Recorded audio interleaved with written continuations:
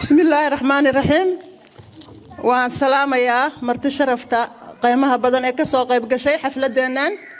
xafladii waa inoo furmaysaa sidii caadada inoo ahayd waxa inoogu furmi doontaa aayadaha quraanka ah waxaan u wacayaa hadana Cabdikariin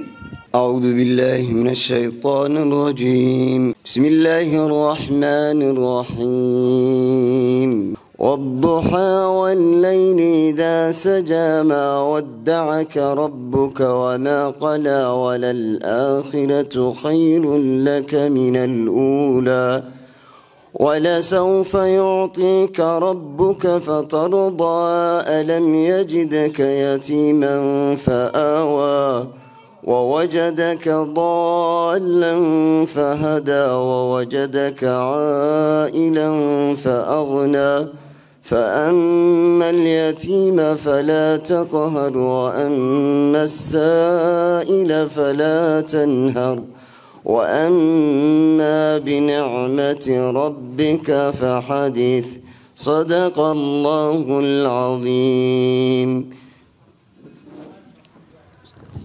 ومهدسن يهي ولالكي الله نغو الفع آياتها قرآنك وإنه أخريي هادنا وحن كسو دوينيا قدومي أبشر.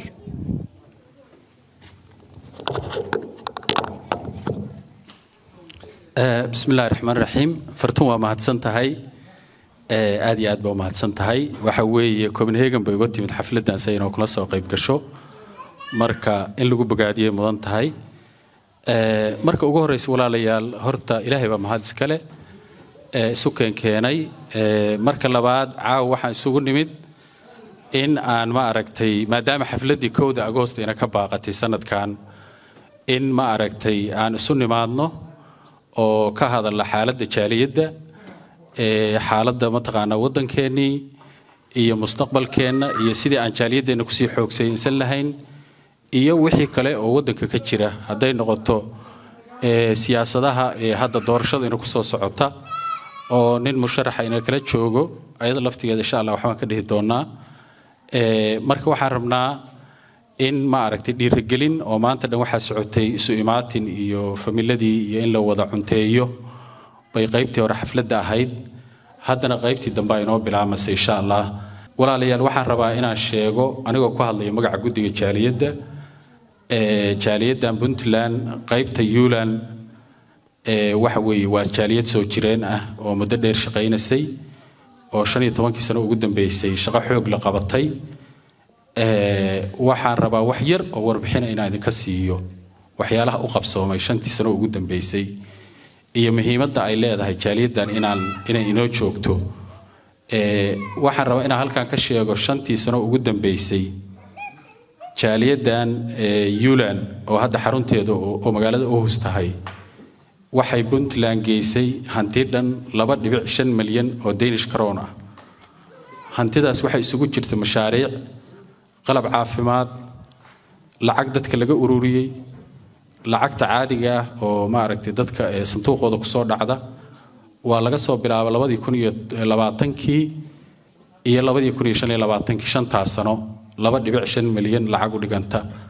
ayaa jaaliyaddan martay oo gaartay deegaanada Puntland guud ahaan waxa jirta deegaanada kale oo Soomaaliyeed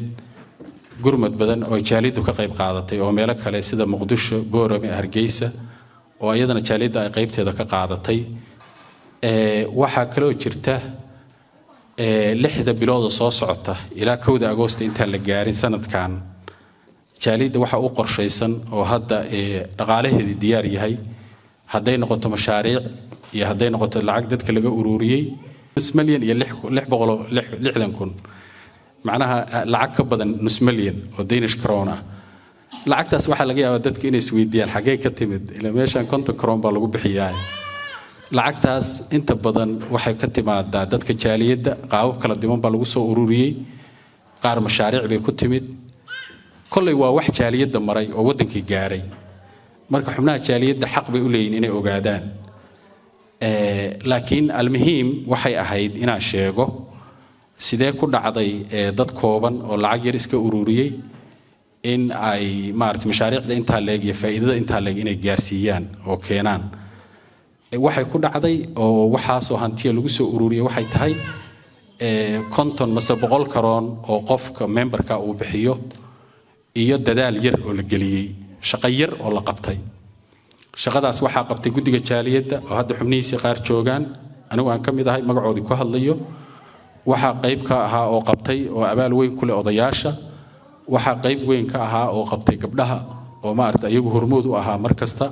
haddii xaflad la qabanayo haddii lacag la ururinayo mashaariicdii kale cuno caawiya ay sameeyeen marka almuhiim pointigaygu wuxuu yahay in ay xubnaha jaaliyaddu fahmaan jaaliyaddan inay muhiim tahay hawlo muhiimana inay qabatay oo wadankii muhiim u ah laakiin dadku waa inay daneeyaan horta jaaliyadda maxay qabataa maxay ka shaqaysaa maxay faa'iido soo kordhisaa intaas aan dhaqaale sheegay oo wadankii gashay waxaa noo dheer inta xaflad iyo shir iyo wax kale oo arrimaha dhaqanka lagu soo bandhigayo hadda ugu dambeysay oo xafladii 1 Agoosto inay ka baaqatay waxa ka horeysay oo jaaliyadda Puntland qayb weyn ka qaadatay xafladii 1 Luulyo oo Soomaaliya ayadana ay door weyn ka qaadato holkan laftigiisa lagu qabtay marka jaaliyadda Puntland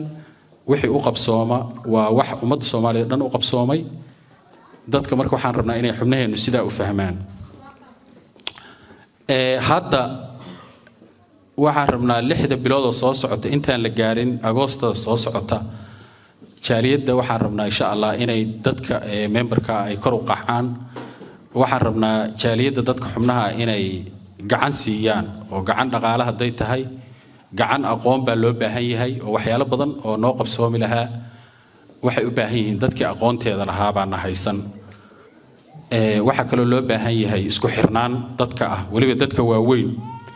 waxa loo baahan yahay dadka waaweyn haday gabdho yihiin iyo haday rag yihiin in ay ma aragtay inay door fiican qaataan oo door mas'uuliyad qaataan baa laga rabaa inay dadka ugu horeeyaan baa laga rabaa waxaan ka rabnaa inay dulqaad badan sameeyaan oo qofku hadduu khalad arko uusan khaladka ka didin oo adkaysi la yeesho oo ma aragtay wixii khaldan iyo wixii kalaba si hoos loo xalliyo wixii laga maarmi waayana la isaga yimaado arinta waa boorinaya khilaafka in la yareeyo midnimada la xoojiyo waxaan rabaa inaan ku daro hal tusaale yar waxba hadal kuma dheeraanayo dad badan oo aqoon ku jirto oo way aragnimo ku jirto oo tiro badan waxa ka fiican dad yar oo midaysan adduunka hadda macnaha waxa cilmi baaris badan laga sameeyaa dadka horumar maxay ku horumaraan waxa kow ka ah muhiim maaha inay dadku aqoon badan leeyihiin muhiim maaha inay mataqaana tiradoodu badan tahay laakiin shardiga koobaad waxa weeye dad isku xiran oo midaysan oo isku niyad ah inay yihiin taasa muhiima marka taasaan boorinayaa intaas waa arintii jaaliyadda waxa u soo noqonaya adeerkay siyaasi oo musharax ah oo inala jooga siyaasi waa nin oday ani waa adeerkay waa saaxiibkay waa soo wada shaqeynay Somali community 2006 ilaa 7 projectigi weynaa ay keentay oo dhihi jiray shaqo anigu waxaan ka ahaa maamul ku xigeen baan ka ahaa waxa keenay ururka maartay siyaasi oo marka gacanta ku hay Somali community oo urur soo jireen asaguna ah muddo hore la asaasay waxa inta dheer waana nin Puntland ka soo shaqeeyay oo dimuqraadiyadeeda qayb ka noqday haddana dad badan caawiya oo ka shaqeeya muddo dheerna meeshaan joogay oo wadankan deganaa maanta wuxuu yiri waraan istijaabinaya oo waxaan rabaa inaan doorashadan ka qayb qaato caawinta in dadka la caawiyo oo dadka wax la taro oo qof wax tar yeesho siyaasad kaliya kuma xirra laakiin sidiisa asagoon siyaasad ku jirin buu dadka wax tari jiray marka aniga waxaan qabaa in la taageero oo ixtiraamka iyo ma aragtay iyo mudnaanta uu leeyahay in la siiyo ninka odayga oo soo shaqeeyay oo muddo hadda 32 sano shaqeynayay haddana raba tookadaan ma aragtay inuu meesha ka soo muuqdo aan gacan ku siino inta waa idin ka codsanaya waa codsi marka inta laga soo tago wiilka kale oo walaalkeena musharaxa asagana 2 jeer baa loo codeeyay oo calafkiisu leeyahay waa taageersanahay labaduba waa soo bixi karaan waxba ma aragtay yaan wax weyn laga dhigin waxa weey wadankan waa dimuqraadi qof walba calafkiisu helaya qof walba waxa weeye wixii uu kasbado uu helaya marka iyaduna saasay ku soo dhamaanaysaa qodobkayga ugu dambeeya wuxuu yahay aan rabo inaan sheego Puntland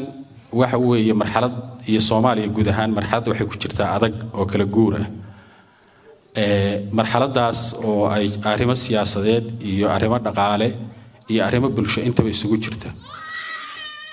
maadaama wadankeena marka caqabado ka jiraan annaguna hadda aan fursad haysano wadanka laftiisa caqabado waa ka jiraan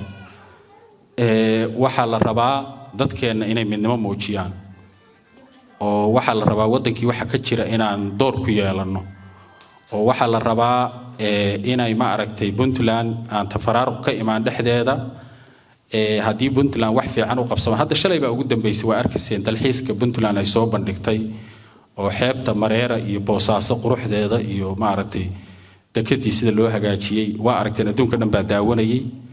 dawladdu waa shaqaynaysaa ciidamadii baa dagaal ku jira oo waxa la rabaa mudnaan in la siiyo dadka dibadda marka waxa laga rabaa oo chance u helay inay wadamo kale oo nabada ku noolaadaan ayagoo weligoodba ku jiray waxa la rabaa hadda in ay dadaalkooda si laba jibaaraan arintan marka waa muhiim sababta hadda u leeyahay ma aha inaan rabo inaan siyaasad ka hadlo oo dhex galo laakiin waxa iga tahay baraarujin iyo dadka in la ogeysiyo xubnaha jaaliyadda xaq bay u leeyihiin walaalayaal waxa la rabaa dadkeena inay nolosha dhabta ku noolaadaan nolosha dhabta maxay tahay waxa la rabaa wixii khaldan in la yiraahdo war waxan waa khalad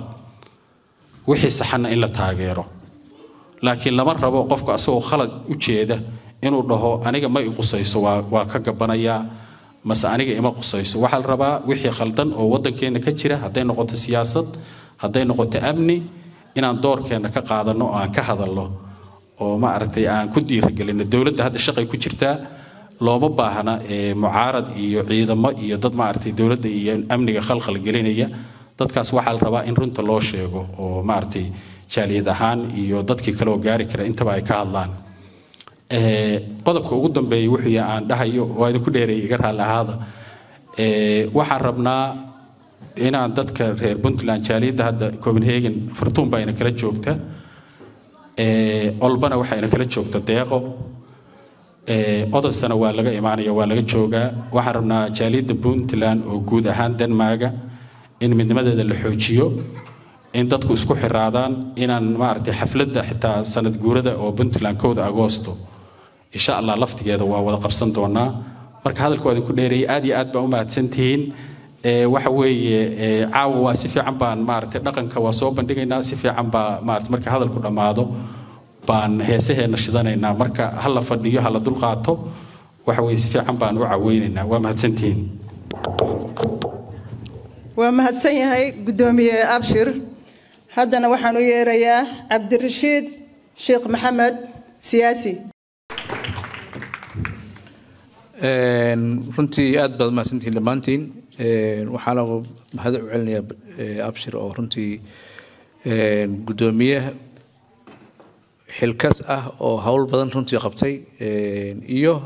guddiga maaragtay jaaliyadda Puntland oo dhan waa u mahad celinayaa casuumaadii ugu casuumeen inaan halkaan fursadan ka faa'iideysto sida ogtihiin wadankan waliba magaalada Aarhus waxaa jira xisbiyo badan baa ka jira wadankan waliba Aarhus ka jira waxaan moodaa waxaan ahay ninkii ugu horeeyay oo Soomaali ah oo isu sharaxa biiqoodka Aarhus Commune baan ahay number 1 waxaan ahay 89 kii ahayd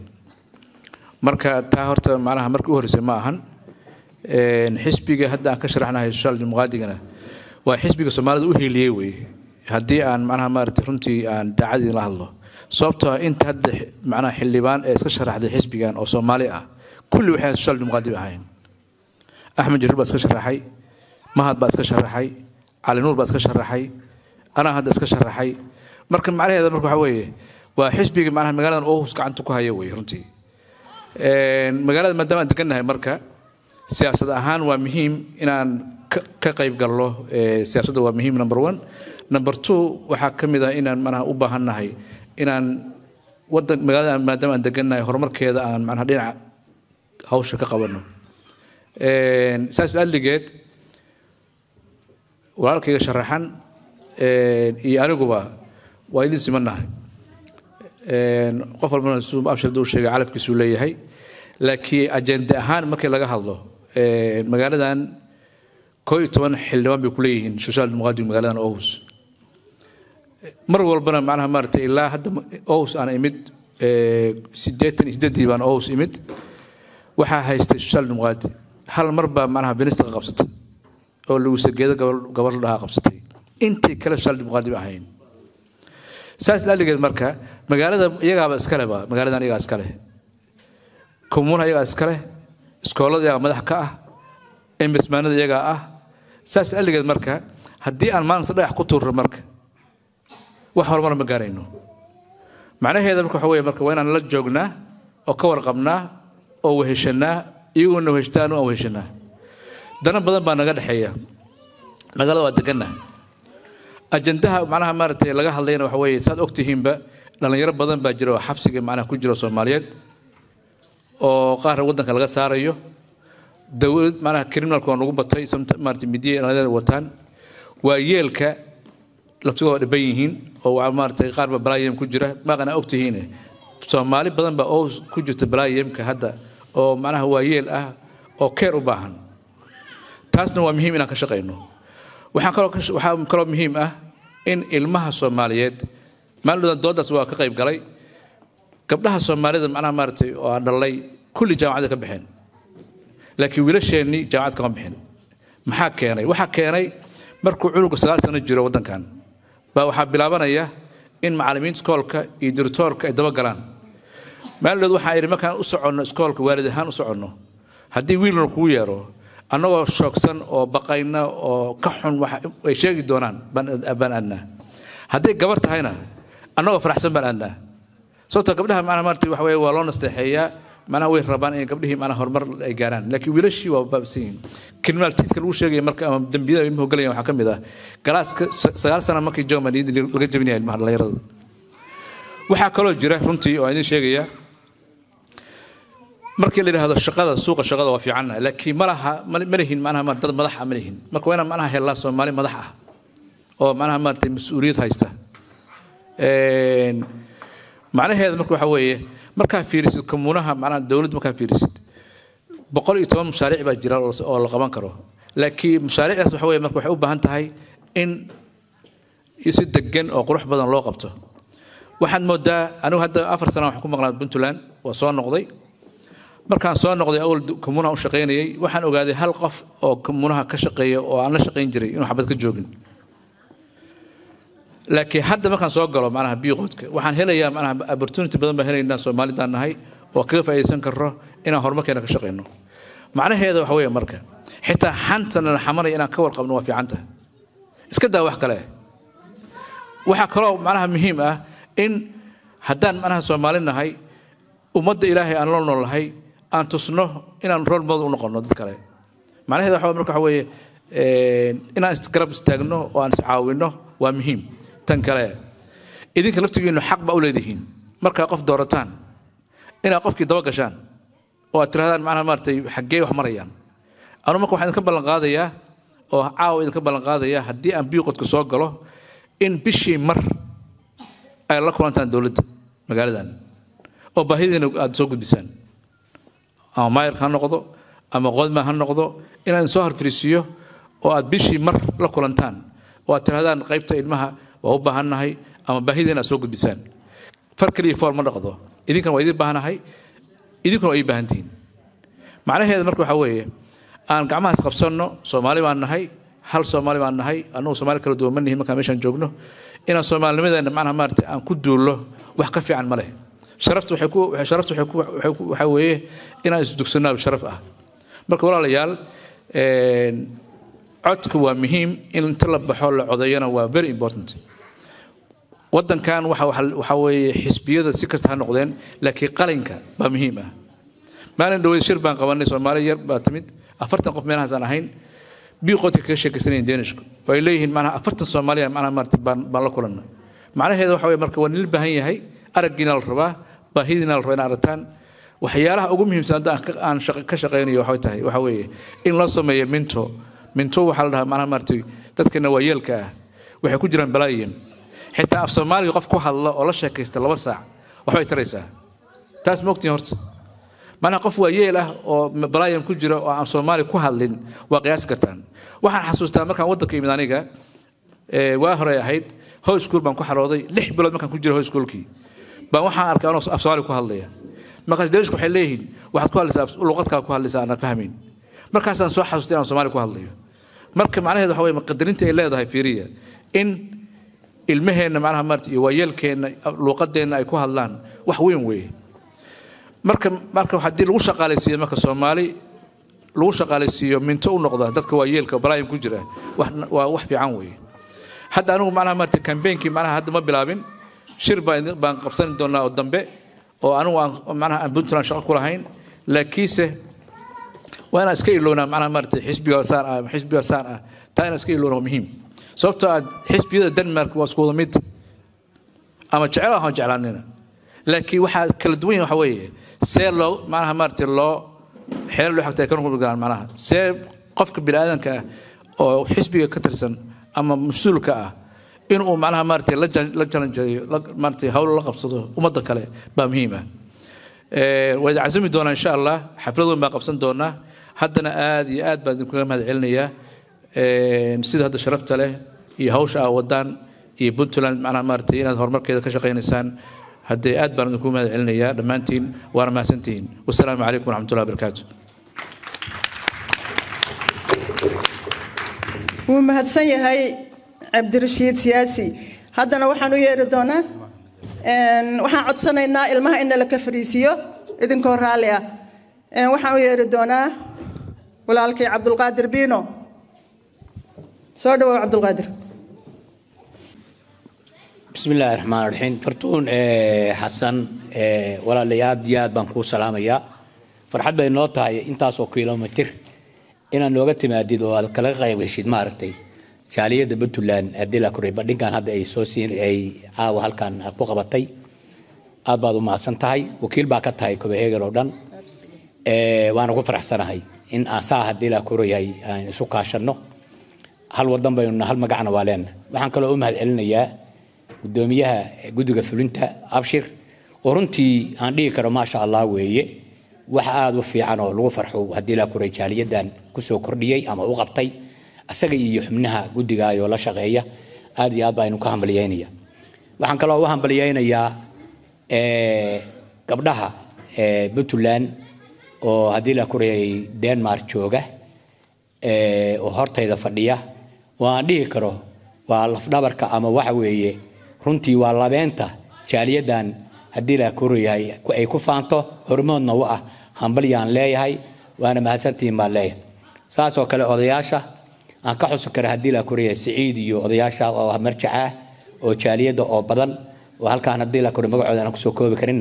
hawshay u hayaan runtii waxaan leeyahay ma sha Allah weeye ashari xasanaad Allah insiiyo musharaxa caawa halkaan hadii la Korea aan fakarkiisa dhageysanay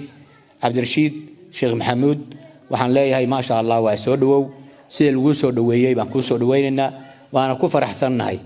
in aad nala wadaagtid hadii la Korea waxa hadii Ilaahay kugu guuleeyo oo yahay hadii la Korea in aad u qabatid jaaliyada Soomaaliyeed wadankan ay joogto waxaan leeyahay soo dhawow waana hambalyeynaa waana rajeynaynaa adiga iyo ninka kale oo dhalinyarada iyo annaga oo hadii la Korea runtii 2 sanana aan u codeynay haddana musharaxa labadiinuba ina guuleysataan hadii la Korea iskarabsataan hadii la taasna waxa way aad iyo aad baan u rajeynayaa nin walbana waxa weeye Soomaalida halkaan joogta hadii cod ka dhiibto oo codka la dhiibo waxaan aaminsanahay 2 qof iyo 3 qof ba in la soo saari karo marka waxaan codsanayaa codkeenu waa muhiim hadaynu nahay hadii la Korea jaaliyadaha hadii la wadankan joogo oo Soomaalida ah codka waxa lagu qadariyaa codka umada lagu qadariyaa laguna qiimeeyaa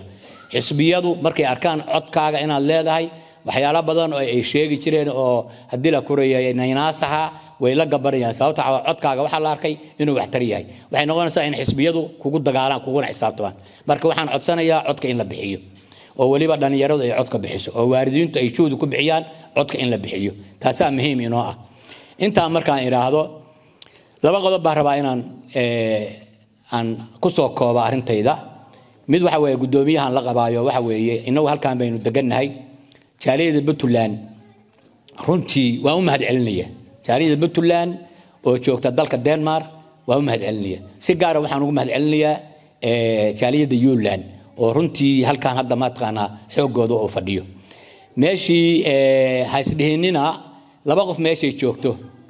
waa lagu dhayahay aad baa loogu dhayahay inteenaan hadda maanta caawa ka soo qabtay hadaynu isu sheegno mudnaanta iyo hadii la kureeyahay waxaynu ka dheefnay jaaliyadeen mas'uul baynu noqon karnaa inta kale waa gaarsiin doonaa waxaan rajaynaynaa shirka intaan ka ballaaran oo ka weyn inaynu qabsano ikhtiyaaray waxa inoo ah midnimo iyo wadajir waxaan ahayn wax lagu ma gaaro waxaan intaan ku soo noqonay magacana ku yeelanay inaga ugu yar jaaliyadaha banaanka iga raalahaada wax yar hadaan ku dheeraado waxaan magac ku yeelanay waxa weeye waa isku duubnida weey iyo isku haynta dadka waa wax aad u weyn weey xaqiiqatan nuxurna la weey waxaan codsanayaa waxa weeye jaaliyada anoo ka hadlaya odayaasha hadii la koreeyay magacooda ku hadlay iyo gabdhaha iyo kulli war waxa lambar 1 iyo lambar 2 iyo lambar 3 noo ah jaaliyada isku haynteeda iyo wadajirka dadka taasoo nuxur inoole taasaynu ku aflaxnay taasaynu ku leeyalanay magac markii gudaha la tago Soomaaliya iyo madaqadeen inaga ugu yar jaaliyadaha adduunka hadda ku fiirsan ugu yar baynu magac leenahay magacaas muxuu yahay waa midnimada iyo unitka inuu sameeynay baa noo saaray inaan magac yeelano ee dadka kamayna badnin waxaan marka codsanaya oo aad u codsanaya rag iyo dumar waxa garad hooyooyinka inaynu ka dhigano lambar 1 lambar 2 iyo lambar 3 midnimada iyo isku haynta dadka waa very important way intaas aan ka dhigano hadii la koreeyahay hadafkeena iyo dareenkeena inta aan ka dhigano xaqiiqatan shaki kuma jiro hadii aynu sii xoojino midnimadeena farkaliye forma dhaqdo iskaashano oo wax walba ka dhigano waxa weeye waxaynu gaaraynaa meeshanu taaganahay mid ka sarreeyaynu gaaraynaa sida gudoomiyaha iyo fartuun u sheegeen waxa noo soo socda Denmark oo dhan hal magac baan leenahay inaynu hal jaaliyad way noqono wada wadaagno shirarkeena kulankeena waxtarkeena culayska anagu nagu dhacaa badiba culayska gudaha ka imaanaya anagu nagu dhacaa waxyaalo badan baan waxaan la kulannay anoo fariintaas aan rajaynayo inay fartuun naga qaado markii ay anaga nagu soo dhacdo inaan la wadaagno hadii la koreeyay saddex qayb baynu nahay Denmark waa Yuland iyo Shiiland iyo Fun inaan la wadaagno inay yiraahdaan idinku maxay wax noogu yeeranaysaa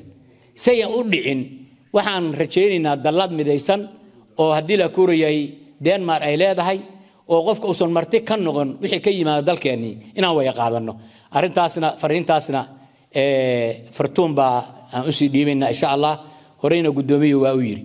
waxa soo haray oo kale intaas waxaan uga baxayaa hadii la koreeyay midnimada iyo wadajirka iyo waxtarka leena ka rabo oo koow oo yahay midnimada iyo wadajirka inaan adkayno Soomaaliya ama dalkeeni saga sheekaymin dagaal baa lagu jiraa runtii markaynu u hadalno way ka soo baxeen waajibaadkii aynu ka rabnay dawladeen caalamkii oo dhan baa waxay u qoreen يعني أدونكي أرجحسدي أي حل أويين إن ما أنت هدي لك كوري أي نصيب ويالناي إنك كجولسن وحنا لو جولست وحوي هجانك يمين ماذا وده يدبت بالله يسكت دوميوي دجال كينا ولي واسعدا أو كو يلا يصدق منا مرة مان وحنا نكبه هي سيدنا وقعي بغادن شرني يوحتر كاني يهدي لك عني يعاونكي يوحول بقى أو شاليدان يكسي في سنتاي أو مرخاتي كتاي بتولان بالله كربا يعني وديار قرون دقالك ولي واسعداي تاوا غضب waxaan hadalkay uga baxayaa waxa weey dadka Puntland sheeganay oo fakarka kala xambaarsan oo hadii la koray dalkii caqabada ku ah oo aynu ognahay oo dawladnimada iyo wadajirka la dagaalaya cod dheer waxaan ku leenahay anagoo jaaliyadaha banaanka waliba magaca Denmark aan ku hadlayno raali kama nihin in qof saasa hadii la kula soo dhaweysto in isku aragti laga noqdo dawladda loogu hiiliyo dadka gacan dheer la isaga qabto qofka soo yahay oo sokeeya noqon taasna waa ku baaqaynaa baaqaasna waxaan gaarsiinaa haday isma yihiin iyo haday dhaqan yihiin iyo haday dawlad tahayba taasa lambar 1 iyo lambar 2 iyo lambar 3 noo ah aad iyo aad waxaan ugu faraxsanahay xafladan quruxda badan ilaahayna waxaan ka baryaa tawfiiqda inuu noo waafajiyo sanadkan sanadkii barwaaqo iyo bashbash ilaahay noo gaarsiiyo wixii ina ka dhintay oo jaaliyadan laf dhabarka u ahaan jireen ilaahay cadaabta ka xoreeyo inta nool ah cimri dheer iyo cibaado fiican كلن خير قبا الله كدغو aad iyo aad baa u mahadsantiin assalaamu calaykum waraxmatullaahi tacaala wabarakaatu wuu mahadsan yahay walaalkay cabdulqaadir biino haddana waxaan u yeeri doonaa gabdhaha iyaga gabar ka mid ah waa qof aanaan ka kaftamin eedda xaliimo tima dheere eedda macaan soo dhawow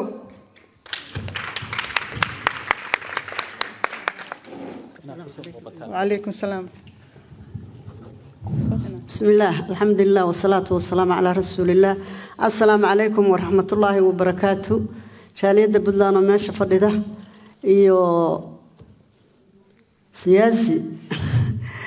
عبد الرشيد الشيخ محمود وأنا أنا أشعلها يولي الكيجي المهاي وبعاد أنا أشعلها وواحدة قاضي ونوعها وسود وينها هي دور الشديسة tartankiisa qofka koobaad aniga iyo ahalkaygu waa noqon doonaa insha Allah waan isku guuleysan doontaa horta waayahan dalkaba waan ka maqnaa oo muddo dhowr sano kama aan soo qayb galinin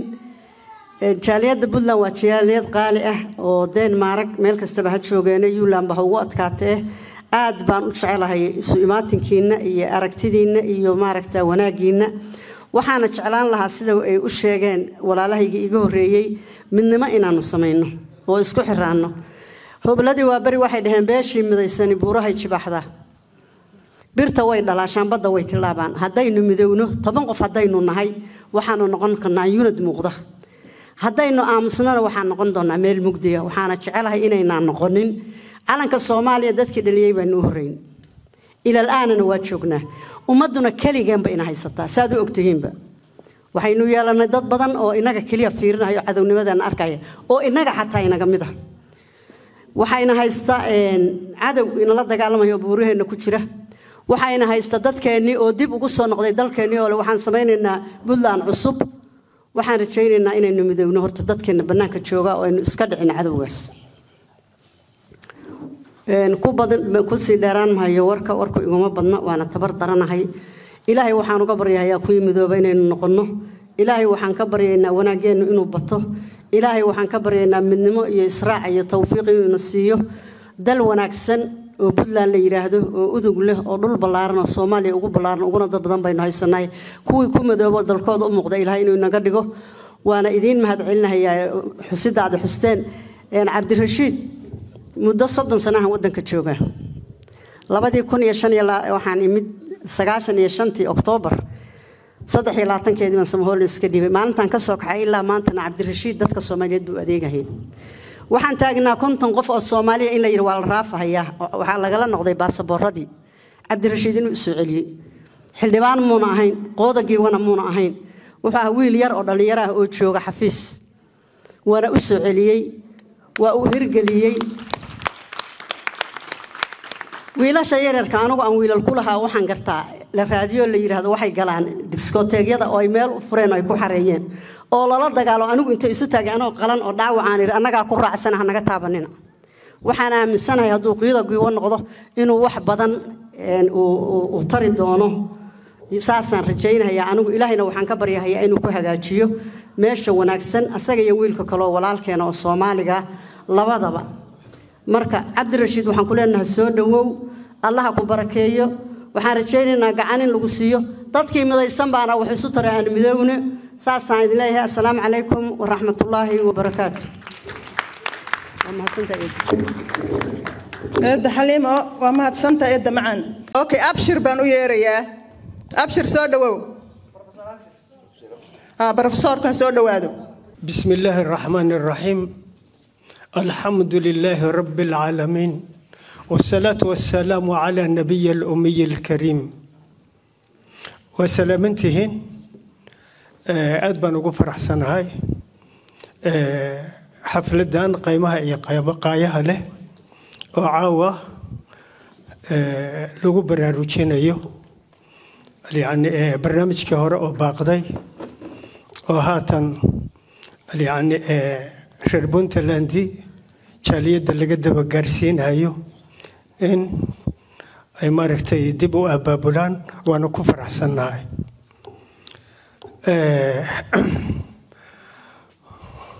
waxaa murug weyn leh وآدي آد مرق له إن بنتلاندي دقال لغو سوقادو دقال حون وآد أفل حونة أي بنتلاندي عاوة يعني مددان دنبا أي كوشيرتي مداس يعني وحلو بهي اللي فهموه دقالك بنتلاندي لغو سوقادي ما أها دقال عادية محيا لي خير بنتلاندي ولا يقانا دad كانوا وحيهين إيا تاريخ دودا إيا مقع إيا سمعة قالوا أي كليهن ومدى الصوماليات لحدودا مركا يعني قرمتك عالمية والدنيا هريرها دكا إيمانية وعلى شودا وشقيا استايشا يعني فنك لصوصين هايو ولوغو صوت لقلي بنتلاند إني بربريان ما أرين عادية بنتلاند وحال ربا إني فهمان سببتا لو ويررهايو أو دغالك لوغو سو قاداي أو علوشودا وشقيستياشا أدونكا يعني ميل أي آدان وايي iyo wax alla wixii adduunka dambi ka soo galo dhan inay soo galaan yani booraleyda waaweyn ee dalka Soomaaliya inay soo galaan maxay yeelay dadkan reer Puntland waa dadkii saldhigga u ahaa gobonimada ummadda Soomaaliyeed taasina waxa daliil u ah Cabdullaahi Ciise markii ra'iisul wasaaraha Soomaaliya loo magacaabay oo la rabay in uu tago maraykanka inuu tago ama golaha amniga uu raba inuu tago ayaa waxa la yiri waa la durahaya oo cirbad baa lagu duraya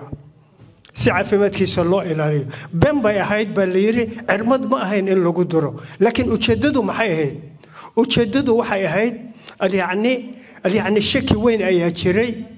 oo la rabo ninkan in la kharijiyo si Soomaaliya aysan gobonimo u helin Soomaaliya adduunka dhan ayaa maanta ama hadda ka horba dagaal ku hayay Soomaaliya khariidada adduunka dhan baa laga tirtiray laakiin Ilaahay baa badbaadiyay dagaal badan oo caadi ahayn ay ka badbaaday Soomaaliya ilaa haatan waa ku socdaan dadka gobonimada saldhigga ummadda Soomaaliyeed ya waxa weeye muro aan ka soo qabano markii Cabdullaahi Ciise يعني رئيس الوزراء الله مقعابي أو للربع نيويورك إنه توجهها أمنية للربع إنه سو عليو أما أصاد عيو قبل نمط الصومالية أي اللي روالو دوريا مر هنيك يري يان لدورين أنا كهلا يدورو ننخر بنتلاندي أوها أو عانا أو مشرتنا أنا كهلا يدورو يري مركو أنا وعند لنتنا مقرنسا السبوا إنه قلها أمنية تكا سو الصومالية قبل نمط دعيو قادته رجاسة كسوتشي ده بنتلاند وأنا إنت عادية ما أنت عيار معها يعني إلا قصة دوله أو بورها إلا أنت صعدان قالوا بورها نومها بورة عادية يا وحال ربعين لقى سعر بنتلاند ماشي الذهب باكوشرة ديامانت باكوشرة هنتي باكوشرته يعني وحاسة مقرنة سمتقانا اللوجو الله أقولين غير بنتلاند إنا قاتان أو هو يدي أمة الصوماليات oo halgan ka dheer inta u soo martay okay ala kulli hal yani waa ujeedan maanta dalku wuxuu ku sugan yahay Soomaaliya wax yar oo gubaba aan ku darsanaya warbaldaya dalkii aynu lahayn waa kan dayacane warbaldaya dalkii aynu lahayn waa kan dayacane warbaldaya dadkeenii way iska diideen inay daneeyaan warbaldaya dadkeenii way iska diideen inay daneeyaan warbaldaya dariska ku halgamaya dagaaladeenii warbaldaya dariska ku halgamaya dagaaladeenii warbaldaya kufrigii shala dilay daba ordayaan warbaldaya kufrigii shala dilay daba ordayaan Soomaalidu waa inay dantooda aqoonta dalkan in la difaaco u baahan yahay aad u mahadsantiin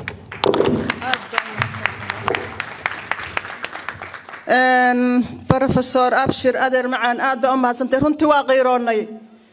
الله كشرفو وحان ربا أنو كفايدي السنة حفلة قروح دا بدن in aan la hadlo dhammaan jaaliyadaha reer Puntland ee ku nool meel kasta adduunka. Puntland waxaa ku socda dagaal argagixiso caalami ah. waxaana la ka rabaa in isku duubnaano. waxaana la ka rabaa ciidamadeena buuraha saaran sida u dul taagneen awalba ugu taagneen inaan ugu taagnaano. koow ma joogo dagaalkii wali waa socdaa. intii dhimatay Ilaahay ha u naxariisto. inta dhaawaca Allah u boogadhayo. waxaan codsanayaa dhammaan jaaliyadaha reer Puntland ee ku nool dunida daafaheeda inay u istaagaan garab istaaga ciidamadooda. waxaan in yar la hadlayaa madaxweynaheena mudane Siciid Cabdulaahi Dani. mudane madaxweyne waxaad qabatay wax qarsoon ma aha. beerka ka ogsoonin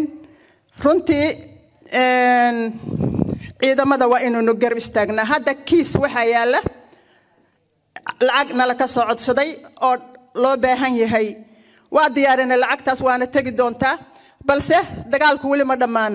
waxaan codsanayaa gabar kasta iyo wiil kasta reer Puntland inay ka qayb qaataan ciidamadeena buuraha saaran roobka iyo dhaxanta ku dhacayso ka dhiidhiyay gabdhahooda in aan la gumaysan. please waxaan idinka codsanayaa in la garab istaago ciidamada. intaas ayaan uga baxayaa. waana mahadsantihiin dhammaantiin. cadar indhayeere soo dhawow. bismillaahi raxmaani raxiim. waa idin salaamayaa xafladan quruxda badan dadkan iskugu yimid. inkastaynu hadda dad yarnahay haddana waxay noqonaysaa intii kaleynu matalaynaa. soo dhawaada saad u dhantihiin gabdho iyo ragba. anigu waa la iima reebin baan malaynayaa wax wanaagsan wax iima reebin hadaloo qoladii iga horreysay hadalkii aan jeclaayoo dhan wada tiri. waxaan ka hadlayaa laba qodob. labada qodob waxa weeye midi waa waddankeennii midina waa halkan aynu joogno oo uu ka mid yahay wiilka walaalkeena oo sharaxan oo waddankan aynu u joogno u sharaxan inuu ka qayb galo biiqoodka. waxaanu leenahay siyaasi soo dhawow. calaf hadduu ku leeyahay siyaasi waa helayaa. haddee dad iyo allaba waa uu leeyahay. muxuu ahaa siyaasi waa la sheegay waxa uu yahay. siyaasi waxa weeye dhalinyaradii intaan qabtu dhicin soo galay waddanka. anigu halkaanaan ugu imid. wuxuu ahaa raggii noo ahaa indhaha oo indhaha noo furay oo nagu soo dhaweeyey waddanka. weli anigu ma arag qof inta siyaasi wax ugu tegay ka waayey. nin kartanina weligiis waa ahaa. hadda magaca siyaasi waxa loo yiri baabad arkaysaaba nin maaragtay u samaysan inuu yahay. marka ilaahay waa ku goyleynayaa waana uu helayaa. wiilka kale oo walaalkeena oo isaguna sharaxan hadda qof waliba calafkiisuu qaadayaa. ilaahay waxaan uga baryaynaa labaduba inay noo soo galaan oo aynu ku yeelano waddanka maaragtay madaxdooda wax inooga soo galaan. wiilasheenu inoo soo galaan baanu ilaahay ka baryaynaa. teena kale waxaa laynooga baahan yahay midnimo. midnimadu wayna xoojinaysaa. iyagay wuxuu taraysaa innagay wax inoo taraysaa. jaaliyadeenna hadda halkaan isugu timid oo Denmarkina waxbay inoo taraysaa. marka midnimada ha la xoojiyo oo jaaliyadda weliba dhexdeeda ah ha la xoojiyo. wax wanaagsan baan ka filinayaa dhalinyarada jaaliyadeenna hogaaminaysa. dad wanaagsan oo dhalinyaro ah oo firfircoon baa wada. mahad Allah siiyo iyagana. Allah ku guuleeyo hawsha ay wadaan. hawlo badan bay qabteen waanu ognahay. anagu dadka gadaal ka taagan baanu nahay. midda ah Soomaaliya iyo waddankeennii waa laga hadlayo. hadda gabadhu waxay ka hadashay askarteennii iyo hawsha ay hayaan waddankeenna waxa ka socda waddankeenna waxyaabo badan baa ka socda wax wanaagsan baa ka socda anigu waa ka imid waxaan rajaynayaa dadku inay waddankii tago caruuraha la geeyo la soo arko waddanku wuxuu u baahan yahay wax badan oo ina awoodnaa waddankii inooga baahan yahay wax qabad buu inooga baahan yahay maalgelin buu inooga baahan yahay wuxuu inooga baahan yahay markii aad soo aragtid waddanka wuxuu u baahan yahay iyo baahida waddanka taala ayaynu maxaan kuu sheegaa ku faa'iidi karnaa inaguna ku faa'iidi karnaa iyaguna waddankiina inagu faa'iidi karaa waxaynu haysano amaanti haddaynu haysano ama waxaysano haddaynu xataa fasax kaliya u tagno fasaxaas xoogaagaas inagu baxaya waddankeennii bay gelayaan caruurteennii waa ku soo waaye arkaysaayo kuma sii lumayaan meeshaan dhalinyarada hadda waddanka maaragtay ragga ah oo inaga xirxiran oo xoogaa iska aynu liidayno ama leenahay hadda maaragtay dhibaata ka jirta ragga dhalinyarada ah markay hadday waddankii tagaan ninka ididiilaa gelaysa wuxuu arkayaa raggu inuu waddanka wax ka yahay ragga waddankii waxbay ka yihiin dumar ma wadeed rag baa wada ragga maxaan kuu sheegaa lagu hurdo gabadhu hadda markay ka sheekaynaysa gabdhuhu waxay ku raaxaystaan oo biijkii shalay laga furay boosaaso aad arkayseen gabdhaha raaxaysanaya waxay ku raaxaysanayaan waa rag dhiiggiis kumayaal ragaa dhimatay kumayaal ragaa dhaawaca anigu waan ka soo qayb galay waa soo arkay ma tegin buurihii laakiin waxaan tegay gabdhihii waddanka joogay oo qiiraysan baan dhex tegay hilibkoodii baan wax ka soo jaray waa soo arkay waan dareemayaa waddankii in laynooga baahan yahay waddankeennii aynu maaragtay u dhegta u raaricino aynu tagno caruurta aynu geyno midda kale oo ah waddankeennii in xoogaa lagu dhibaata ka jirto oo maalin walba uun saas la juqaynahayo oo dad juqaynayaan oo dad innaga inaga mid ay juqaynayaan haddee waxaanu leenahay war waddanka iyo madaxda kala saara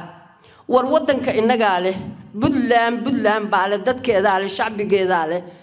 ninka madaxdaahi berri tegaya waa ninkii raba inuu madax ka noqdo berri oo raba inuu haddana waddankii waxyeeleeyo kaasow naga fariiso meel ku siin mayno vood ku siin mayno oo ku dooran mayno oo dadka kula jooga ayay ku dooran meel naga fariiso ninka waddanka iyaga duminaya muxuu ahaa waxaan leeyahay waxaan idinku waaninayaa sayba gabdhaha waxaan idin leeyahay war waddankii taga waddankii soo arka waddankii maal gashta waddankii waxgeeya waddankii salaan ugu taga anagu hadda waayeel baanu noqonay xaggaabaan u badanaynaa oo anigu waxaan ahay qof halkaas hadda soo xaarxaartay oo meeshii maaragtay waddankeennii marka waa idin salaamayaa hadal intaas weeye khayr baan idinkaga tegay iyo wanaag waa mahadsan tahay cadar maxamuud indhayare haddana waxaanu yeeri doonaa cawil soo dhawow asalaamu calaykum waraxmatullaahi wabarakaatuhu والسلام يا حفلة والسلام يا دنيردي يا قبله حفلة قروح بدن اسكسو دوي وأمها العلنا يا لمانتين هذه أدب أمها سنتين جزاك الله خير جزاء لنا هاي وديالك يجد يكقب قلياش لمانتين سود وهذا ورنتي حفلة هذه أدب قروح بدن حوجا واحد مدة وقت يروبك بالوك لما غني هم يعني حول كانوا بحسب الهبنات هذه هنقول شوين هاي أنت هدي لقي ما هذا وحنشعل هاي إن مع العلم تكدي صدق غضب كسر كوبا غضب كوباد شاليد ده وحنقول مع العلم هنا دور كوين أو شريف كأه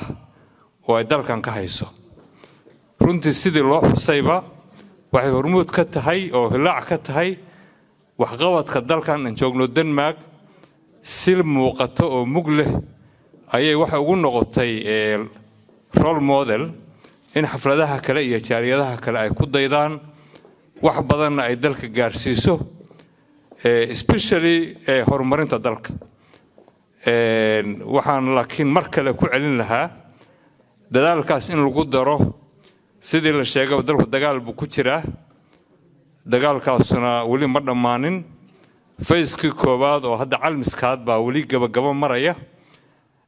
jaaliyadihiina doorkoodii hore iyo ganacsatadii iyo gabdhihii cid walbaba waxaad moodaa in de maxaa la yiri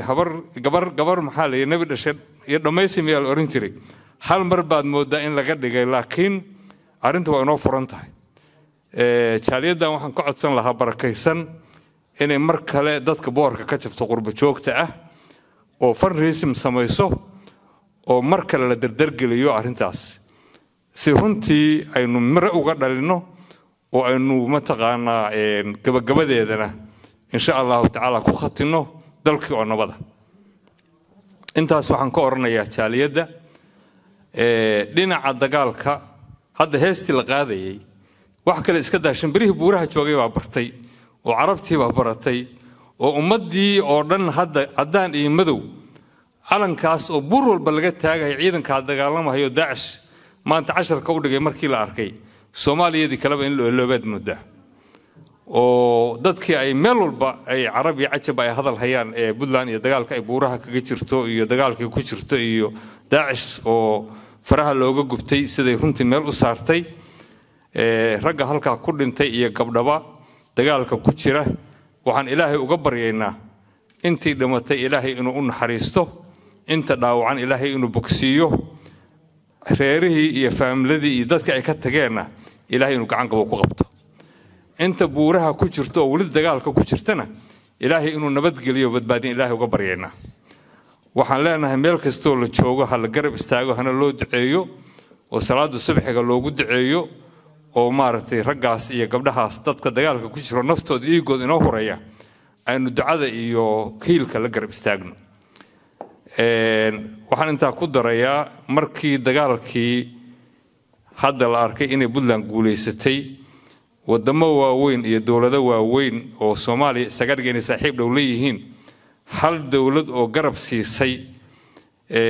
kuwa Soomaaliya waliba especially ira saaxiib aan lanahay weeye Turkiga ayaa kamida waligood xataa afkooda ma soo marin bal dacaayad baa loogu bedelay in la yiraahdo waxa lagaga duulaa gasa waxa lagaga duulaa la yiraahdo Suudaan warmooyayna juqraafiga aqoonin meeqa dal oo imaaraadku ay saaxiib leeyihiin oo daris la ah baa Suudaan iyo gasa saaxiib la ah oo daris la ah xagee anaga noo soo maraya waxa buufinayana waxa weeye waa dawlado Soomaaliya saaxiib isaga dhigaya iyo dad Soomaaliyeed oo iyagu waxa ka shaqeynaya marka hadii libinta lagu qoori waayo inaad adigu adkaysatid muhiim weeye dadkeenin inaan garab istaagno ee dalkeena aad iyo aad bay muhiim u tahay dadka cadowga ah oo annaga hadda deegaan la sheeganayana in loo arko in cadow yihiin aan sokeeyo loo arag weeye taas intaas baan iyadana oran lahaa waxaan ku soo gabagabeynayaa dhalinyarada wax baratay inay door ka qaataan oo waliba hor istaagaan waxyaabo propagandada ah oo maanta social media laga buufinayo in social media doorkooda intay ka qaataan ay ku ceebeeyaan oo ku beeniyaan aad iyo aad baan arrintaas u boorin lahaa jaaliyadda waxaan ku soo gabagabeynayaa aad iyo aad baa u mahadsantihiin midnimadii iyo isku xirkii hore loo wado sidii la sheegayna dalkan la joogo dal dimuqraadiya weeye codka hal la bixiyo aniga hadda kama hadlayo waa iska bareefad qofku codkiisa uu bixinayaa wuxuu la galaya sanduuq madow oo isagu mar ku gudban tahay boqolin la galaya iyo warqad qofku wuxuu yeelaya anagu hadkan ugu ma yeerinayna halkan isaga yaqaan wuxuu sameeyay laakiin codka in la bixiyo aad iyo aad bay muhiim u tahay sharaf bay inoo tahay magac bay inoo tahay difaac bay inoo tahay muuqaal bay inoo tahay marka aad iyo aad baad u mahadsantihiin raggaas dhalinyarada sharaxan hal garab istaago oo moral hal siiyo aad iyo aad baa jaaliyaduna u mahadsan tahay kasoo qaybgalayaalka iyo gabdhihii isku soo dubaray xafladan u mahadsan yihiin guddiga jaaliyadana aad iyo aad baan ugu mahadcelinaynaa assalaamu calaykum waraxmatullahi wabarakaatu وعليكم السلام حاول آد ومهدسن يهي شغل حريريها أنا اللي وريق هذا وحوي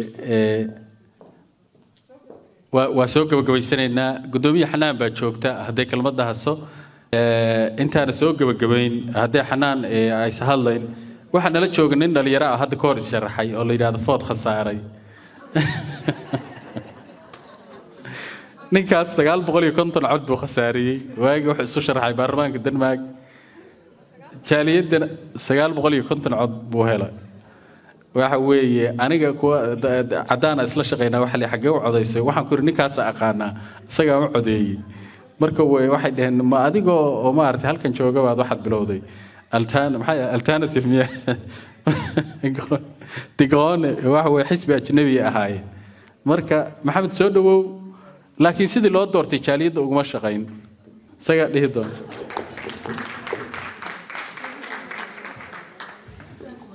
السلام عليكم دمانتين مقعي ومحمد عبد الكريم ما دام قدوميها رير عبد الكريم وهدلي وايي قدومي كحجيك يا هدليه aabahay waa kaas waxaan ka hadlay waxa waaye doorasho maxay tahay doorasho waxay u baahan tahay qofka marka hore inuu kalsooni isku qabo oo sharaxi karo kow talabaad waa base oo dad u shaqeynaya oo diyaar u ah aniga waagaan sharaxayay jaaliyadana ay garab istaagtay cod badan bay keeneen waxa u tartamana ma ahayn golaha deegaanka waxay ahayd baarlamaanka Denmark weliga la ma dhicin weli qof Soomaali ah oo baarlamaanka Denmark soo galay aniga hamnigayga waxay ahayd Soomaali inaan dariiqay joogan si Turkiyo oo dhiirigeliyo waana ognahay hadda campaign sida wax loo galo sida dadka loo abaabulo waxyaabahaas oo dhan diyaar la nahay qof kasta oo diyaar u ah inuu Soomaalida horumarkooda ka shaqeeyo jaaliyadan taariikh badan ay leedahay waxyaabo badan ay qabatay caalamkana waa laga yaqaanaa wax qabadkeeda hal waxa dhihi lahaa dad firfircoonin bahaysatiin ku farxa